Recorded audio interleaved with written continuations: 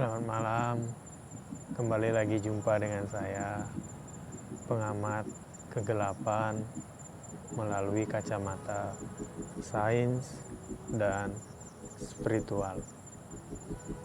Sahabat, dimanapun sahabat berada, semoga dalam keadaan sehat, bahagia, dan penuh berkah. Sahabat, kali ini saya bercerita tentang keadaan dunia di masa sekarang. Nah, di era sekarang lah, di era ini, apalagi, oh ya, di era inilah. Jadi di era ini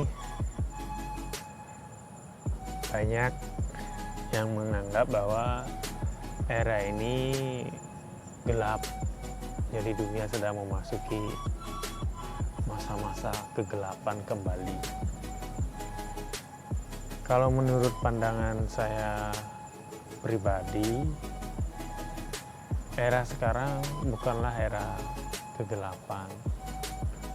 Justru era sekarang ini adalah era yang terlalu terang, ya, terlalu terang.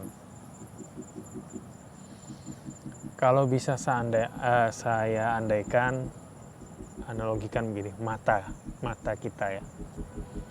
Mata kita bisa melihat dengan jelas ketika cahaya yang masuk itu sesuai dengan kapasitas mata kita.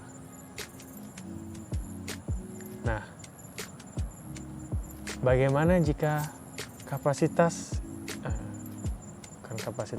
cahaya atau intensitas cahaya yang masuk itu melebihi kemampuan mata kita menangkap cahaya?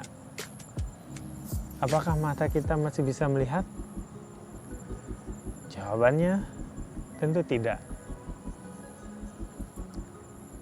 Inilah yang terjadi di era sekarang.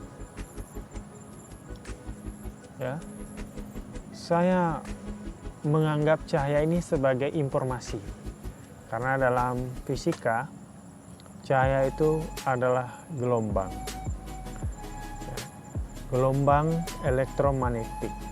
Nah, gelombang elektromagnetik itu adalah pembawa informasi. Kenapa pembawa informasi? Contoh, bintang yang jauh di sana, kita dapat melihatnya melalui atau karena adanya cahaya. Nah, cahaya ini memberitahu kita, oh, di sana ada bintang. Nah, berarti cahaya itu membawa informasi kepada kita.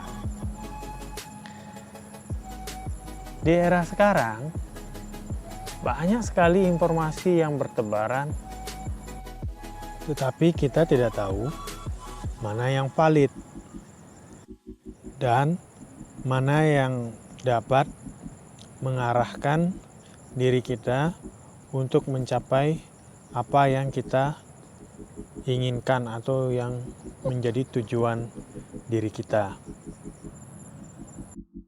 Selain itu, manusia juga memiliki keraguan. Keraguan ini kurang menguntungkan di era yang begitu terang ini. Beda dengan zaman kegelapan. Keraguan itu penting untuk mencari pengetahuan. Sekarang, dengan banyaknya informasi yang beredar, manusia malah kebingungan. Efek dari kebingungan ini tidak seperti zaman dulu, orang berperang, saling membunuh. Nah, kalau sekarang orang malah bunuh diri. Seolah-olah mereka tidak lagi mencintai dirinya. Dan mereka merasa hidupnya tidak memiliki makna. Serta mengambil jalan-jalan yang menurut dia itu benar gitu. Akhirnya angka bunuh diri meningkat. Bahkan kalau pernah saya telusuri di internet, atau sahabat telusuri sendiri ya agar tidak jadi hoax, itu angka kematian sekarang itu melebihi dari angka kematian Perang Dunia Kedua.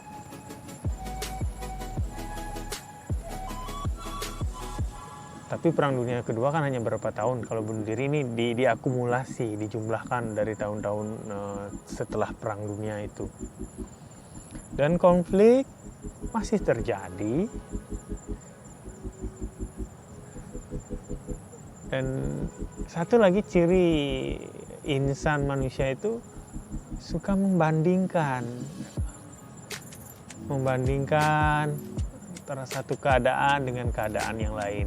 Ambillah contoh, ada yang membandingkan, oh masa lalu itu lebih baik kayaknya dengan masa sekarang, atau sebaliknya, masa sekarang lebih baik daripada masa lalu.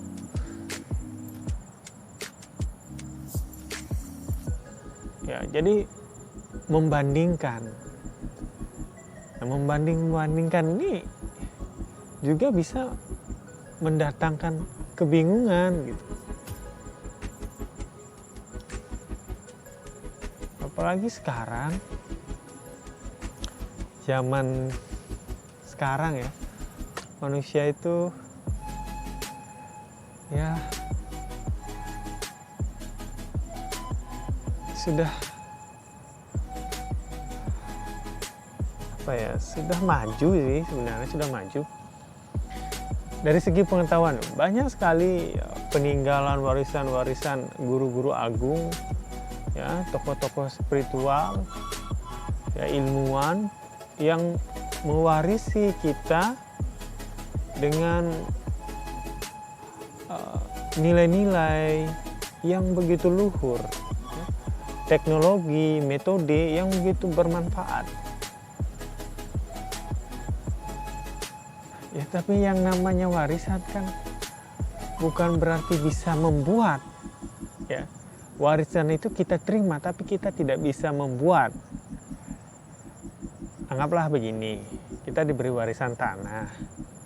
Jadi kita kan tidak membeli tanahnya, kita hanya menikmati tanah itu. Sehingga kita cenderung tidak tahu bagaimana caranya menjaganya, boro-boro mengembangkan kan begitu. Jadi ya kita dekat akan kehancuran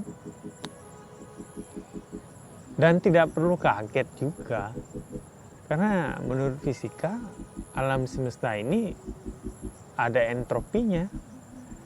Jadi entropi itu seakan-akan energi yang tidak teratur. Energi yang tidak teratur inilah yang menyebabkan kekacauan, kehancuran. Nah, sehingga para tokoh guru spiritual juga akan meramalkan kiamat. Ya, dengan kiamat hingga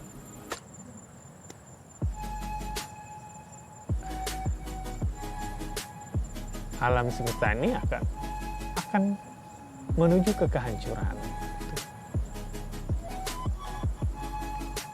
Tapi di balik itu, karena namanya manusia kompleks pikirannya, bahkan manusia itu aja definisinya banyak, dia sebagai manusia makhluk individu, makhluk sosial, banyak sekali.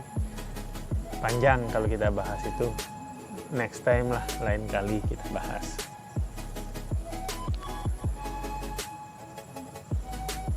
Jadi intinya saya menyatakan bahwa era sekarang inilah dunia yang penuh cahaya dan terlalu terang. Karena terlalu terang, umat manusia tidak dapat melihat dengan jelas.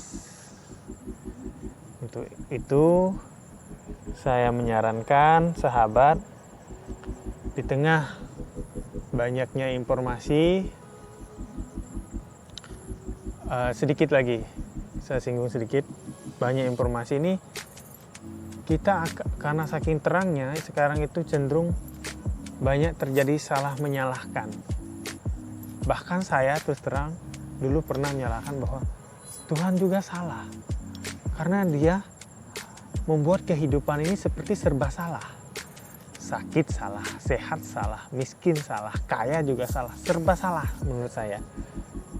Nggak tahu menurut sahabat bagaimana ya, karena saya pernah mencapai titik itu. Ya, Tuhan pun salah di mata saya.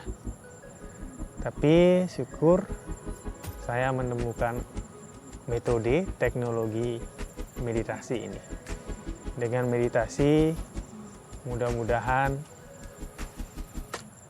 saya dapat melihat dengan jernih, melihat diri saya, melihat alam semesta ini, melihat ke dalam dan melihat keluar.